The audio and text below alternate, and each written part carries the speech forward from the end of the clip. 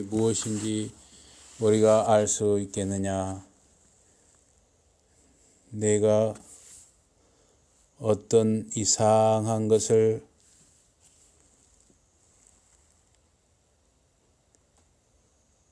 우리 귀에 들려주니 그 무슨 뜻인지 알고자 하노라 하니 모든 아덴 사람과 거기서 나그네 된 외국인들이 가장 새로운 것을 말하고 듣는 것 외에는 달리 시간을 쓰지 않음이더라. 바울이 아레오바고 가운데 서서 말하되 아덴 사람들아 너희를 보니 범사에 종교심이 많도다. 내가 두루 다니며 너희가 위하는 것들을 보다가 알지 못하는 신에게라고 새긴 단도 보았으니 그런즉 너희가 알지 못하고 위하는 그것을 내가 너희에게 알게 하리라. 우주와 그 가운데 있는 만물을 지으신 하나님께서는 천지의 주제이시니 손으로 지은 전에 계시지 아니하시고 또 무엇이 부족한 것처럼 사람의 손으로 섬김을 받으시는 것이 아니니 이는 만민에게 생명과 호흡과 만물을 친히 주시는 이심이라. 인류의 모든 족속을 한 혈통으로 만드사 온 땅에 살게 하시고 그들의 연대를 정하시며 거주의 경계를 한정하셨으니 이는 사람으로 혹 하나님을 더듬어 찾아 발견하게 하려 하심이로되 그는 우리 각 사람에게서 멀리 계시지 아니하도다. 우리가 그를 힘입어 살며 기동하며 존재하느니라. 너희 시인 중 어떤 사람들의 말과 같이 우리가 그의 소생이라 하니 이와 같이 하나님의 소생이 되었은즉 하나님을 금이나 은이나 돌에다 사람의 기술과 고안으로 새긴 것들과 같이 여길 것이 아니니라. 알지 못하던 시대에는 하나님이 간과하셨거니와 이제는 어디든지 사람에게 다 명하사 회개하라 하셨으니 다 같이 보십니다. 이는 31절입니다. 이는 정하신 사람으로 하여금 천하를 공의로 심판할 날을 작정하시고 이에 그를 죽은 자 가운데서 다시 살리신 것으로 모든 사람에게 믿을 만한 증거를 주셨음이니라 하니라. 오늘 말씀 제목은 하나님을 아는 지식입니다. 하나님을 아는 지식.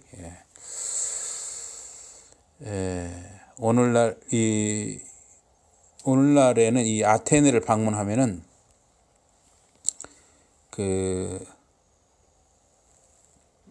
조각가들, 건축가들이 지은 그런 작품을 볼 수가 있어요. 오늘날에는 그냥 참 위대한 건축가들, 위대한 조각가들이구나 이렇게 감상을 하는데 이 주후 1세기 아테네에서 이 바울이 전도 활동을 하던 그 시대에는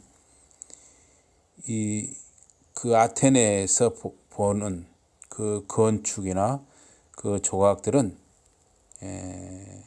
그냥 예술 작품으로 지나치는 게 아니라 그 건축들은 신전들이 있죠. 신들을 모시는 신전들이고 또 이방 신들의 우상들이 그 조각들이었어요. 그래서 이방 신들의 그 신전과 우상들은 다소, 지금 터키 지역이죠. 다소에서 태어난 바울에게 새로운 것은 아닙니다. 그러나 다소에서 태어난 바울은 1계명과 2계명의 그 명령 또는 정신에 따라서 교육을 받고 자란 사람이에요. 첫째, 하나님만 섬기라. 둘째, 우상을 섬기지 말라. 그래서 이 10계명, 1계명과 2계명을 마음속에 깊이 새긴 그런 1계명과 2계명이 마음속에 깊이 자리 잡은 바울의 눈에는 이 아테네 도시는 거룩한 분노를 일으키는 도시였습니다. 우리가 아테네 갔었던가요? 안 갔죠? 그렇죠. 아테네는 그리스 쪽이니까 우리가 터키를 갔으니까요. 그래서 이 그 아테네 도시를 돌아보면서 이 사도 바울이 아주 거룩한 분노가 일어난 거예요. 그 아름다운 아테네 도시가 우상들로 가득한 모습에 이 신들이 아닌 신들을 아테네 사람들이 섬기는데 그 신들, 거짓 신들에게 바쳐진 그 우상들을 보면서 이 바울이 거룩한 분노가 일어난 것이죠. 이방인들이 이 제사를 드리는 것들은 귀신들에게 제물을 바치는 것이고 하나님께 제물을 드리는 것이 아닙니다. 그래서 거짓된 신들을 섬기는 이 아테네 도시의 모습은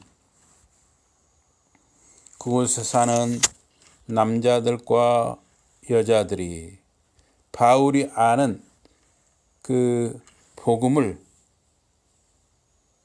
그 아테네에 사는 남자와 여자들이 다 정말 바울이 아는 복음이 절실히 필요한 사람들이다. 내가 여기 아테네에 있는 사람들에게 정말 복음을 전해야겠다. 그런 마음이 이 사도 바울에게 아주 절실하게 일어난 것이죠. 사도 바울이 얼마나 그런 마음으로 불타오르는지 몰라요. 그래. 그래서 하나님의 지혜에 있어서는 세상이 자기 지혜로 하나님을 알 수 없는 것입니다. 세상은 하나님을 자기 지혜로, 사람의 지혜로는 하나님을 알 수도 없고 오히려 미련하고 어리석은 우상과 이렇게 바꾼 것이죠. 아테네 사람들이.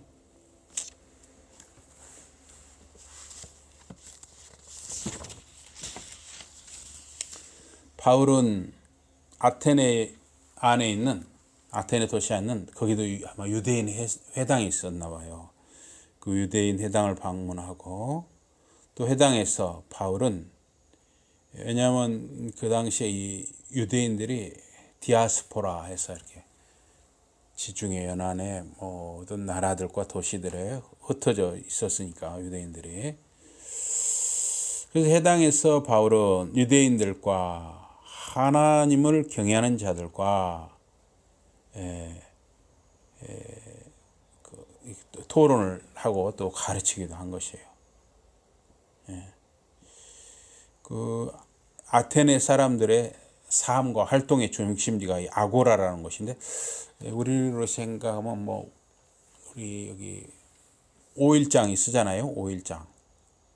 그런 5일장 같은 그곳에 이제 장도 서고 장터도 서고 또 거기서 사람들을 만나서 대화를 하는 거죠.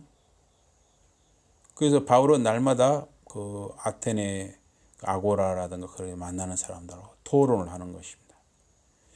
그래서 에베소에서 바울은 두란노 학교에서 가르칩니다. 바울은 그 아테네에서 소크라테스도 나왔잖아요.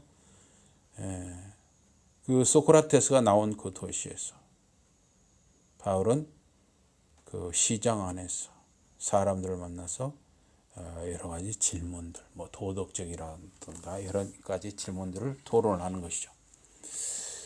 그래서 이 아고라는 어떤 광장이라는 뜻도 있는데 그 아레오바고의 남서쪽에 있는 남서쪽으로 그 아크로폴리스가 있는데 아크로폴리스 서쪽에 이 아고라가 위치를 한다고 합니다. 그래서 아고라에서 바울이 만나고 대화한 사람들 중에는 이 스토아 학파나 그 에피큐리안 학파 이런 철학자들을 그렇게 만난 거예요. 그래서 이 스토아 학파는 그 아테네에서 이렇게 그 어떤 우리로 지금 이 정자 같은 어떤 행각, 그걸 스토아라고 하는데 거기서 정기적으로 모였기 때문에 스토아 학파라고 한 것 같아요. 그래서 이 스토아 학파는 자연과 이 지속적으로 사는 것을 목표로 하는 사람들이 이 스토아 학파라고 합니다. 근데 실제로 이 스토아 학파 사람들은 그 어떤 인간이 가진 합리적인 능력, 어떤 이성, 이런 것을 우선시하고 이성을 우선시하면서 어떤 그걸 통해서 개인의 만족 이런 걸 스토아 학파는 강조를 하고 있습니다. 그래서 이 스토아 학파의 신학은 범신론적이에요. 이 어떻게 보면 그 힌두교하고도 좀 비슷하다고 할 수 있어요. 힌두교는 소를 섬기잖아요. 소를 신으로 섬기는데 또 어디나 신이 있다고 하니까 모든 건 신이 될 수가 있잖아요. 신, 바위도 신이 될 수 있고 모든 건 신이 될 수 있어요. 그러면 이 범신론이 되는 것이죠. 그래서 이 바울의 가르침은 아테네 사람들에게는 좀 새로운 것이었어요. 왜냐하면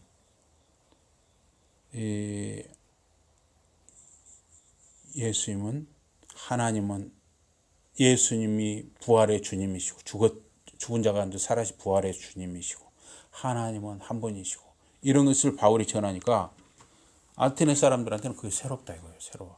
어떤 범신론적인 우상 숭배에 젖어 있는 사람들은 새롭게 느껴진 것이죠. 그래서 아테네에 사는 모든 그 아테네 사람들과 또 거기에 이주해 사는 애국인들은 새로운 어떤 거, 자기들한테 뭔가 새롭다고 여겨지는 어떤 것을 말하고 듣는 것에만 그들의 시간을 사용했다 그랬어요. 그래서 이렇게 어떤 새로운 것을 말하고 듣는데 시간을 사용하는 이 사람들은 아무나 그렇게 못하겠죠. 먹고 사는 문제가 그때도 분명히 중요했을 거 아니에요. 그래서 그 사람들은 아마 그 아테네 그리스 안에서 뭔가 신분적으로 어느 정도 보장이 돼 있고 또 뭔가 먹고 사는 걱정이 없는 사람들이 그런 일을 했겠죠. 먹고 사는 문제가 당장 급한 사람들이 그렇게 하진 않았겠죠. 그래서 바울이 그 아레오바고 가운데 서서 말을 합니다. 여러분 아테네 사람들이여, 여러분은 모든 일에 종교적이라는 것을 내가 깨닫습니다. 내가 지나면서 보니까 여러분이 섬기는 대상들, 내가 지나면서 여러분이 섬기는 대상들, 뭐 신전이라든가 우상들을 제가 관찰을 해보았습니다. 그런데 어떤 재단에, 어떤 신전의 재단에 알지 못하는 신에게 이렇게 쓰여진 것을 제가 보았습니다. 여러분이 알지 못하고 섬기는 것을 제가 여러분에게 말하고자 합니다. 세상과 그 안에 모든 만물을 만드신 하나님이 하늘과 땅의 주님이시고 사람의 손으로 만든 신전에 거하지 않으시는 것입니다. 하나님께서는 사람들의 손에 의해서 섬김받지 않으십니다. 하나님께서는 아무것도 필요하지 않으신 분이십니다. 하나님은 스스로 모든 것에게 생명, 호흡을 주시는 분이십니다. 하나님 안에서 우리는 살고 움직이고 존재하는 것입니다. 하나님은 금, 은, 돌로 깎아 만든 그 무엇이 아닙니다. 하나님을 모르는 시대에는 하나님이 그냥 넘어가셨지만 또는 참으셨지만, 그러나 이제 하나님이 모든 사람들에게 회개하라고 명령하십니다. 하나님이 정하신 때에 세상을 하나님이 정하신 그 분을 통해서 의로 심판하십니다. 하나님이 그분을 죽은 자 가운데서 일으키셨습니다. 그래서 바울의 설교는 성경에 기록된 하나님의 계시의 근거에서 설교를 한 것이에요. 바울은 창조자 하나님으로 시작해서 심판주 하나님으로 마무리를 하고 있습니다. 바울은 참 하나님을 말하고 있습니다. 하나님은 우주와 그 안에 모든 것을 창조하신 분입니다. 하나님은 하늘과 땅의 주님이십니다. 그래서 예루살렘의 그 소위 성지라고 하는 이스라엘의 하나님을 섬기기 위해서 세워진 그 예루살렘 성전조차도 사실은 하나님을 담을 수가 없는 것입니다.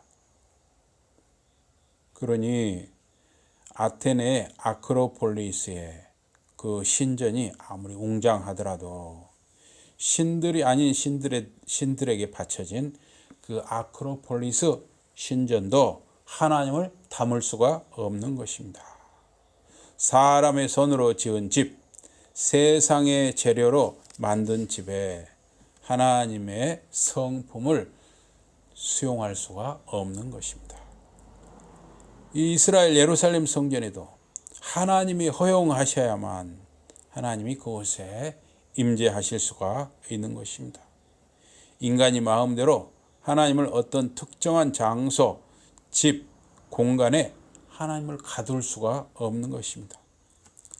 만물을 창조하신 하나님께서 피조물들에게 무엇을 요구하시지 않습니다. 무엇을 바라지 않으십니다. 그래서 시편 50편 9절에 12절에 보면 나는 내 집에서 황소나 내 우리에서 순념소를 취하지 않는다. 숲의 모든 짐승이 내 것이요 모든 산들의 솥대가 내 것이다. 나는 산들의 모든 새들을 안다. 들의 짐승들이 내 것이다. 내가 배가 고프다고 해도 설사 내가 배가 고프다고 해도 나는 너에게 무엇을 달라고 하지 않으리라. 세계가 내 것이고 거기 충만한 것이 내 것이라. 하나님은 피조물들에게서 아무것도 필요로 하지 않으시는 분입니다. 그것들에게 만물에게 생명과 호흡을 주시는 분이 하나님이십니다. 만물의 창조주는 특히 인류, 우리 사람의 창조주이십니다. 모든 인류의 기원, 우리 사람의 기원은 하나입니다. 아담에서 출발하는 것입니다.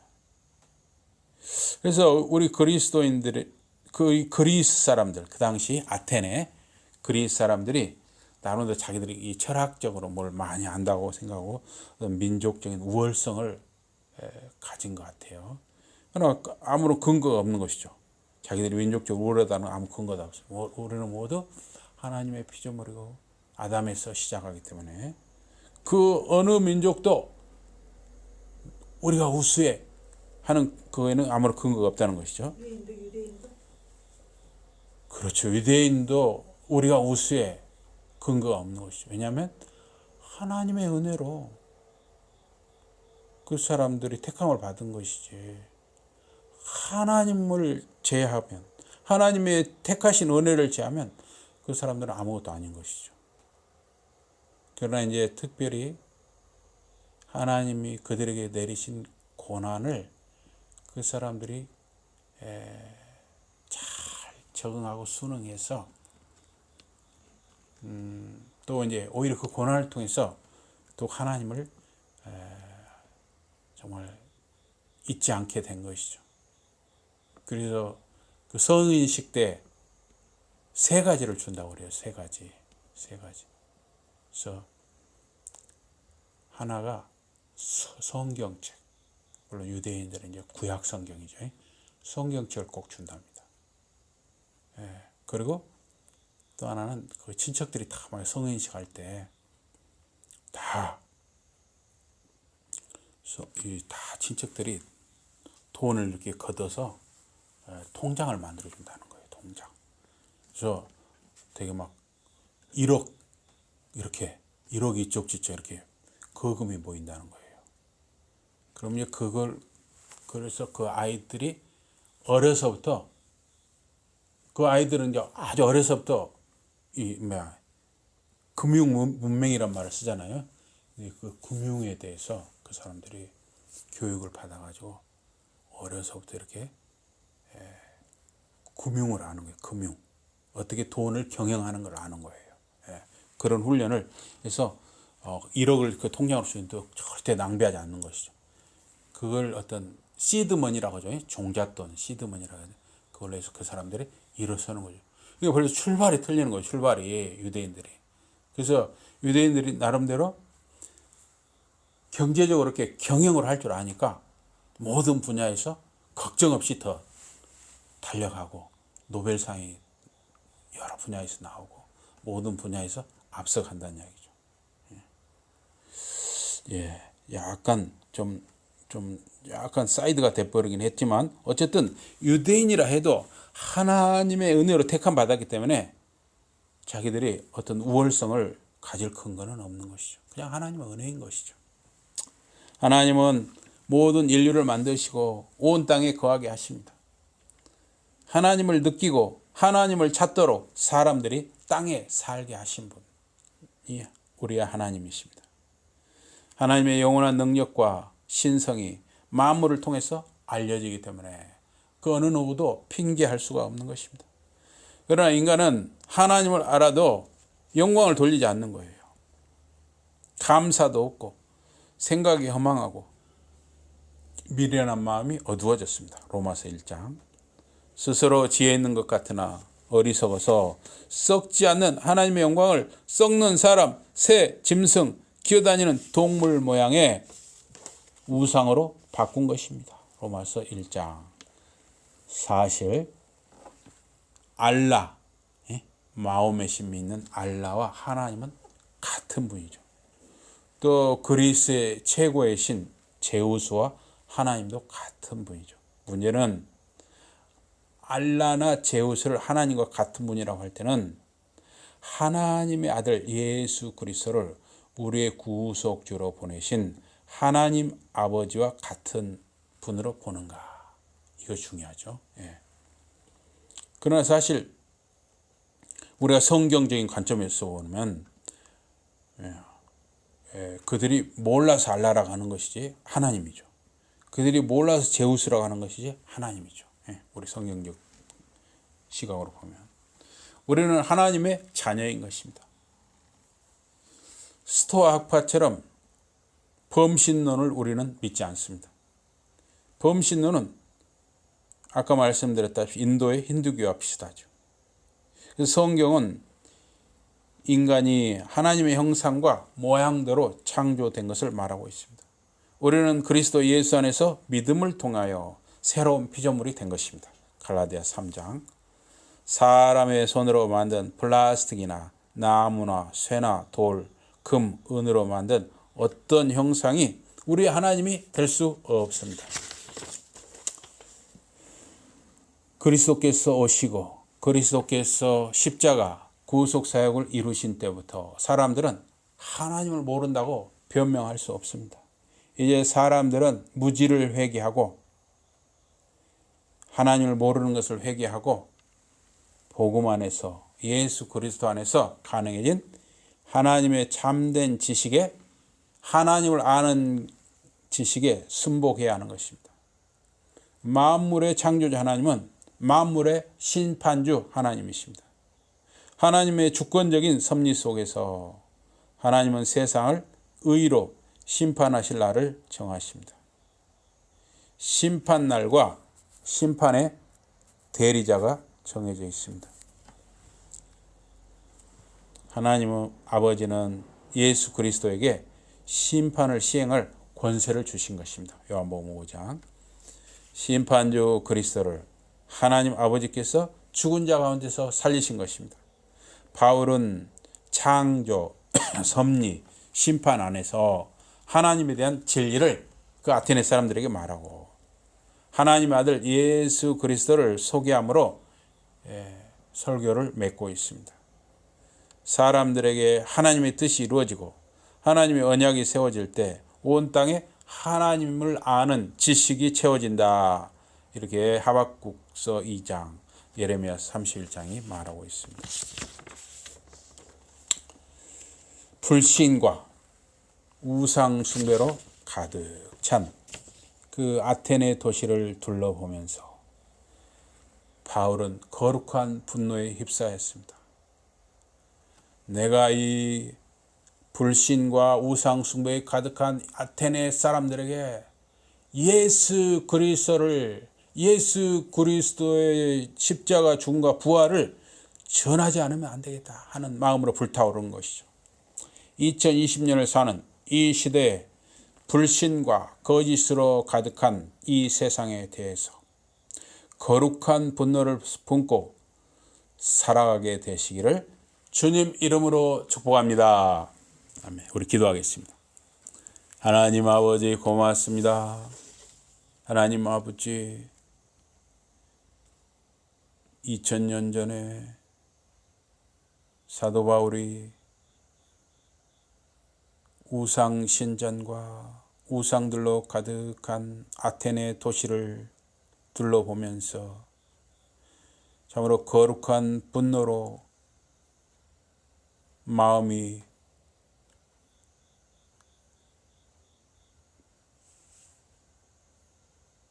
격동하였던 것처럼 2020년을 사는 저희들도 이 거짓과 불신으로 가득한 이 세상에 대해서, 이 사람들에 대해서 저희가 거룩한 분노를 품고 살아가게 하여 주시옵소서. 예수 이름으로 감사 기도드리옵나이다. 아멘.